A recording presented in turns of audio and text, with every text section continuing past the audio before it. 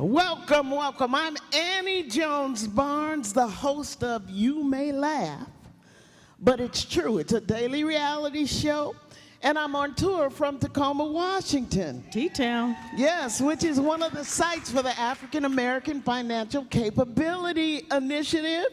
And that's right. And to my right, I have my co-host, Patricia Colemon, otherwise known as DJ Cold Crush. Hey, Cold Crush, what are we gonna diatribe about today? Well, Annie, I thought we could hip the people to the ins and outs of community-based participatory action research. You know we've been on a wild ride, Annie. Yeah, we have. Let's tell them about it. Participatory what? Can you say that in Ebonics, please? Here you go.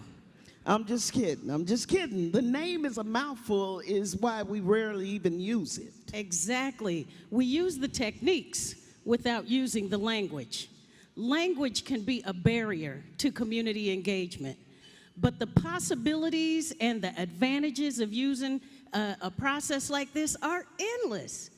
And systems leaders are finding out that you can creatively engage and empower community members to solve their own issues. All right. I love this because we know that the folks that are most impacted generally have the answer. Code word black and brown.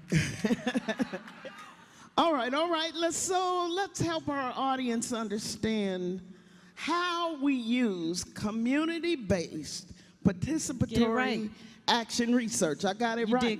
You did good. And we use it as an intervention to address the racial wealth disparity. Let's talk about that. How many people have we engaged, DJ? Well, you know, we had to take some time to plan. We took some time to plan. We talked to over 1,000 people in our community via surveys and focus groups. Yeah. And then we invited those who desired to join us back to join a learning cohort. Yeah.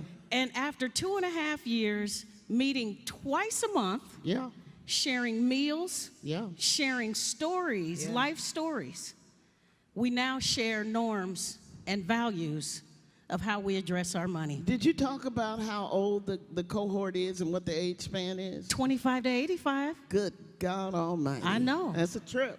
I know it. You know, I can't help but remember Miss J, you know, the retired Fortune 500 executive that did everything right and lost her retirement during the Great Recession. Yeah. She had a tremendous insight when we talked about savings in traditional manners. It's true, Annie. And what happened when everything went wrong for her. It's a dirty shame. It's It a dirty is a shame. dirty shame. But my favorite is M.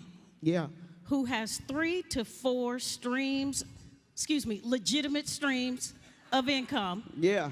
While she's trying to get her record expunged. Girl, that girl is somebody. She needs to put on a master's class. I'm sitting in it. She taught me some tricks around saving on interest. Girl, do you know what she said? That they are trying to get her to be an attorney right now. I think you don't have to go to law school in Washington. Not in Washington. You just have to pass the test. Y'all better come on out.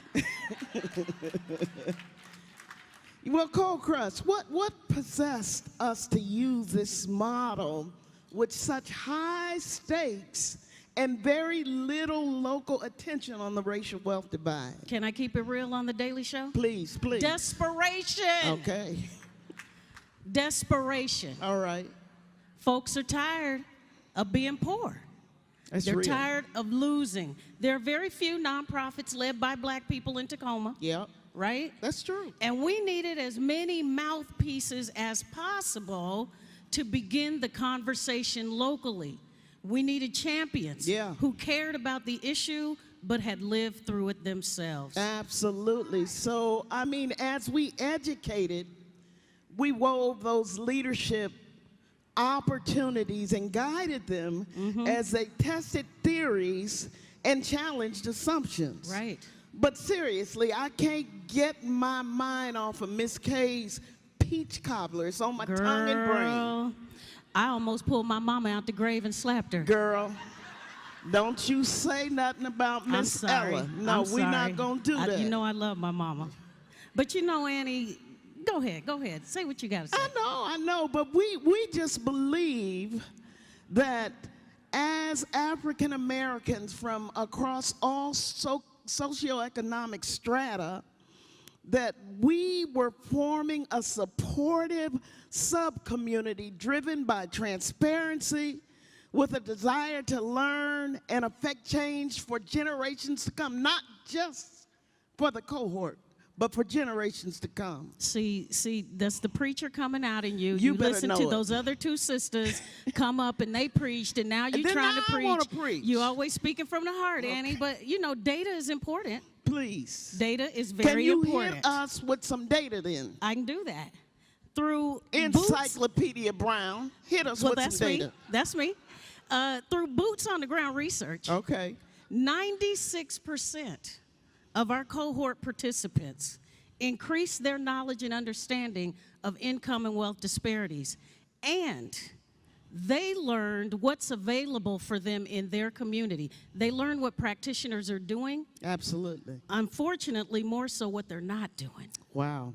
Yeah. Remember how pissed off the cohort got Oh my God. when we brought one of the most visible local national banks, that I'm not going to name. Don't say the name of the I'm bank, not going to Annie. name them right now. Don't get us chased out of the conference, I'm not Annie. going to do that. I'm not going to name them. You're talking about sweaty I'm armpits. talking about sweaty armpits. Oh my God. She was tripping It was because a bad night at the cohort it meeting. was a bad night. First off, she couldn't even speak to their Community Investment Act. Right. And she was a community. She was a CRA officer. She was an officer, and she couldn't speak to that. Lord Jesus. Second, she clearly had not been in a room where she was the only minority. I mean, she wasn't only minority, she was a minority in the room.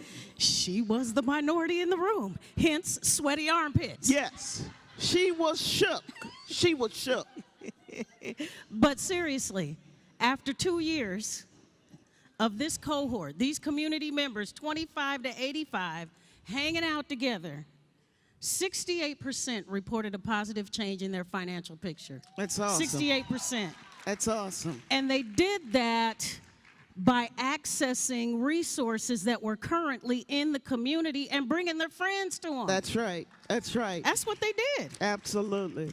There's even a small group that is exploring how to do investments together as a smaller cohort. It's amazing. Yeah. It's amazing to see.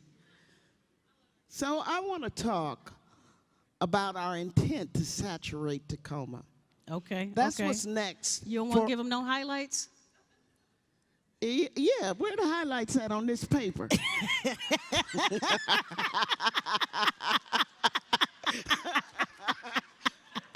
You know, that's why you got me. That's right. That's why you got me. I usually DJ fill Cole in Crush, music. you supposed to fill in the gaps. Right. Well, I was trying to do that. Fill in the gaps. We got 55 seconds, so hurry up. Well, then you better tell them how we're saturating the community. Okay. Here's what we're going to do.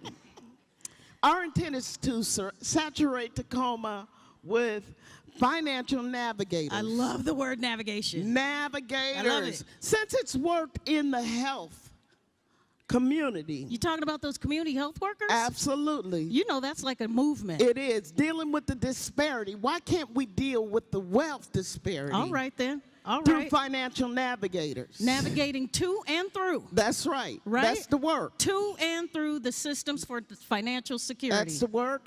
We are at our time. I see our sponsors looking at us. Da, da, da, da, Yeah, we're gonna have to end this on da, out. da, da, da, But we'll be posted da, up back da, at the da. bar if We're you have going to questions. drink now. All right, y'all.